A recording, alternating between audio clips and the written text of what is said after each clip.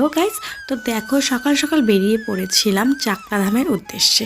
তো মাম্মামকে নিয়ে চলে এসেছি, সবাইকে সাথে নিয়ে চাকলাতে বাবার কাছে পুজো দিতে মাম্মামের উদ্দেশ্যে। তো সবার প্রথমে দেখো এখানে কুপন কেটে নেওয়া হলো। আর দেখো এখন আমরা মন্দিরের ভেতরে ঢুকছি। এখন হচ্ছে কেটে নেব টিকিট, যেটা ভেতরে গর্ভগৃহে ঢুকে পুজো দেওয়ার জন্য মাথা পিছু 100 টাকা করে লাগে। তো সেটা কেটে নিয়ে আমরা কিন্তু লাইনে দাঁড়িয়ে পড়েছি। প্রায় 10 থেকে 15 মিনিট দাঁড়িয়ে থাকার পর কিন্তু আমরা ভেতরে প্রবেশ করেছি আর পুজো কিন্তু শুরু হয়ে গেছে। আর খুব সুন্দরভাবে পুজো হয়েছে। আরতির দেখো তাপটা এখন আমি সবাইকে দিয়ে দিলাম। আর এখন পুজো সম্পন্ন হলো। মাম্মামকে দেখো এখানে একটুখানি বসালাম, বসে একটুখানি প্রণাম করালাম। আর ও কিন্তু খুব এনজয় করেছে জিনিসগুলোকে। আর টাইমটাও তোমরা দেখে নিলে কটা বাজে।